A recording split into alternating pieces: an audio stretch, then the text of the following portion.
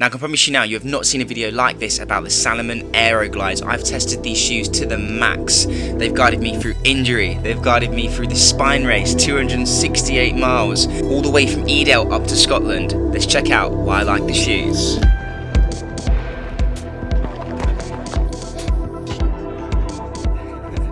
So welcome to the review video of the Salomon Aero Glides. I have taken these on the summer spine race, almost 300 mile ultra, and yeah, I've had them since unboxing to that point of running a really long distance ultra, so I've really had a chance to test these from, you know, them being a new shoe, my first pair of Salomons, all the way through to taking them and trusting to use them for a massive race.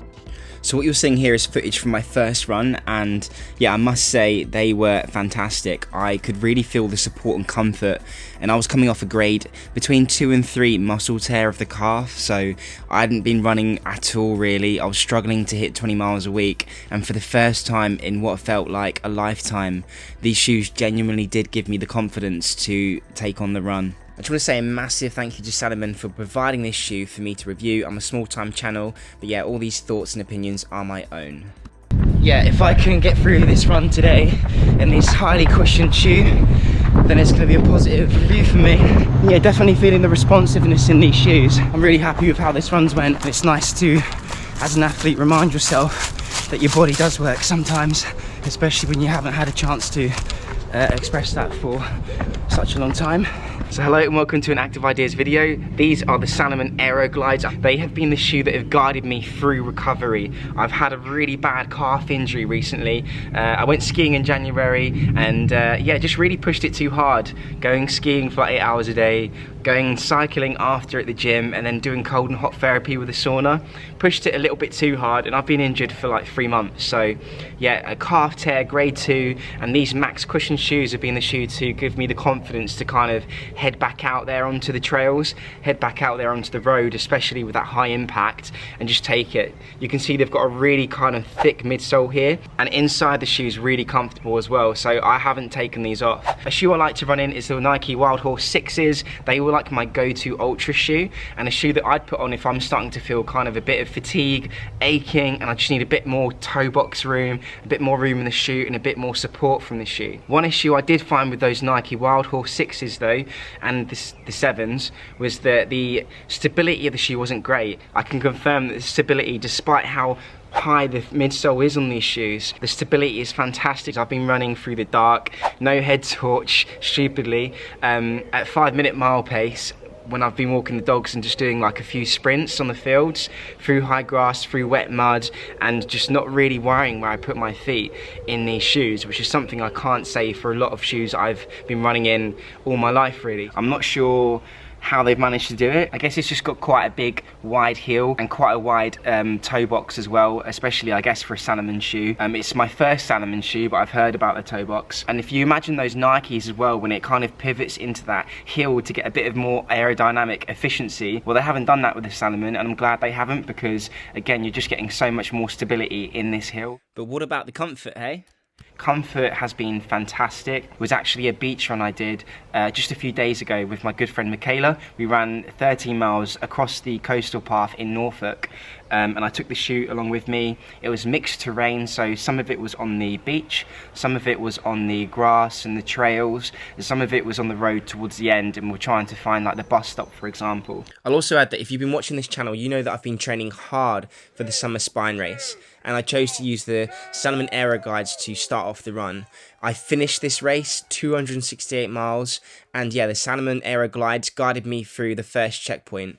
They were a shoe that I found comfortable, and I didn't need to make any adjustments, and yeah, I was able to finish the race, so a thumbs up for me on that end. It's got so much cushioning, I think, that even when it does compress a little bit after a couple of hours, maybe even 4-6 hours of running, you're still getting so much cushioning from the shoe. You've got lots of sponginess in this thick tongue here. There is a little bit of pressure to the sides, I've felt, where the material does feel quite compact here. It is important you get the tongue nice and central. There's lots of cushioning in the heel cup, especially towards the top, and that just tapers off towards the bottom. And to the sides here where your ankles would actually be, again, lots of cushioning. With the toe box, it definitely feels like in your shoe, your foot is on there, and then towards your toes, it just dips underneath a little bit, like a ramp for where the toes are. It was a bit of a weird sensation and quite a dramatic sensation for me when I first tried them on, and that's maybe why I felt like these shoes, despite having loads of cushioning, felt quite responsive and quote-unquote ergonomic. And I can confirm, I think quite pleasantly, is it feels a lot more comfortable now. So I think that's a combination of me getting used to the way this shoe's been designed, and just the shoe just slowly adapting to my foot shape. I was worried as well about the toe box, especially with it being a Salomon shoe.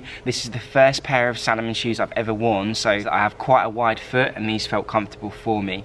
Again, I'm used to wearing shoes like the Wildhorse. I've got some Ultras at the moment just for that extra toe splay, but I think actually for 99% of people who haven't had Vibrams accentuate how wide their toe splay is, these shoes are going to be great. So yeah, they definitely get a thumbs up for me. If you're looking for a shoe that's comfortable, if you're looking for a shoe that's responsive as well, I've taken these up to 5 minute per mile pace, and they felt very responsive. They haven't got a carbon plate in, so the responsiveness is coming more from their ergonomic feel, so you can just feel that it's not kind of hampering your biomechanics in any way. You're allowed to move freely in them. It's not kind of forcing you into a specific gait. It's just helping you kind of use your natural muscle or your natural spring mass energy. Yeah, it's complementing that very nicely, and you're not getting any compromise without having like a carbon plate or anything stupid like that. The grip is more kind of towards those compact trails, so yeah, your dry trails. I've not had any issues with the grip. It's got contour grip on the bottom, and it does feel kind of like very sticky. I have seen, just looking here now,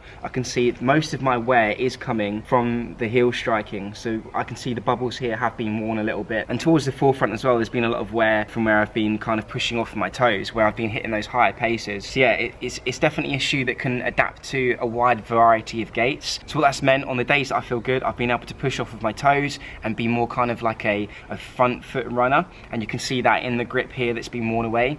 And then on days that I'm feeling a bit rough, just kind of pushing that gait back into my heels and taking the pressure off the calves a little bit. One thing I've just realised here is it's got like a little band at the back here connecting one side of the grip of the shoe to the other. Not sure what that's about, if it's just kind of for looks and aesthetics, or if there's some kind of aerodynamic gain there when you're pulling the foot back. But I've had no issues with that, like getting rocks stuck in there or anything like that. I've not even noticed it was there. And yeah, that's all I can say about the grip. The grip's good on really, really slippery, wet days. Obviously, it's not going to be the shoe you choose just because it hasn't got kind of wide lugs, but it is more aimed at that ultra run where you're going to run the Hard Rock 100, or maybe on a good year, the Barkley Marathons or something. Yeah, you'll be absolutely fine on the trail, and I've proved that from the runs that I've been doing on it. It really handles trail and road and the beach really well, I'll say that for sure. What has the quality of the materials been like? Well, I've been running in Nikes, for example, where you put 20 miles into the shoe and it looks like you've owned them for 6 months. This shoe I've run almost every day in since, you know, getting over the injury, between 2 to 5 miles a day, and they look great. I did show you the wear earlier, but apart from that, they look good. I haven't cleaned them. I don't clean my shoes. I know I should. I haven't washed the mud off of them. You can see they've been ran a lot in, and I've probably put in next to 100 to 150 miles in. I've been using them for running, but also walking the dogs, and usually walk the dogs about 2 miles a day. So yeah, they've got a lot of wear into them. Yeah, there's literally nothing to be worried about here. The build quality seems really good actually. So yeah, impressed with these build quality wise, especially if you are thinking of taking these on ultras. Lastly, we've got breathability. With the breathability, you can see that if you've got this perforated tongue with the holes in, and yeah, a fairly breathable material for the toe box and the rest of the shoe as well. I felt quite good in them in terms of not getting too cold. And I've also used them in hot environments. So this is the spine race. It was so hot. People were suffering. And a lot of people suffered with their foot health as well, because later on in the day, it's torrential rained. And with these breathable shoes, I was able to withstand not only the heat, but the rain that I was exposed to later. And the medic said I had better looking feet than other people. So that's something to go by. So this is Kingsley from the future, just kind of signing off this review now. I've now run the spine race, completed it, and had these shoes for a very long time. It's not just been a month, 2 months. I've had them for like 5 or 6 now. It's been ages. I've probably put between 400 to 600 miles in these shoes. It's hard to track because I just literally just chuck them on, go for walks and things. It's not just the running. And again, with the spine race, I put kind of like 70 miles into them just on one day. I think the shoes are fantastic, and I'd definitely buy myself another pair. In terms of the wear, you know, it's kind of getting towards the end of its life cycle now. We're starting to see some wear on both of the shoes, and I could probably continue to wear these with no kind of fears for another, you know, 3 or 4 months, I guess. One place it's had quite a considerable amount of wear and tear is just the heel. So the heel did have good cushioning. That was something I mentioned, but you can see now the wear and tear that's happened. So that seems to be a certain kind of weakness of the shoe. I must say, there's nothing going on inside of the shoe. It still feels very comfortable on the toes, and it's not breaking down in there. So yeah, all in all, the foam's looking good, and to be honest, the tread's looking fantastic. So for the price, I think they are good. They're also offering different colorways now. I wasn't the biggest fan of this blue. They did grow on me, but they are offering like a nice black pair and things now. I would definitely check these out. There is the new DRX Bliss out, which is more kind of supportive shoe, and I will be doing comparison between these and the DRX Bliss because they're kind of both high cushioned, but still my heart is pulling me towards the Aero Glide. I think they're a fantastic shoe. Yeah, I hope you enjoyed this review. Please like, comment and subscribe, and peace out. So thanks for watching. You know the drill. Like, comment and subscribe if you can. My slogan, dreams are a step away. And remember, show compassion, show esteem, and have fun out there. Peace out.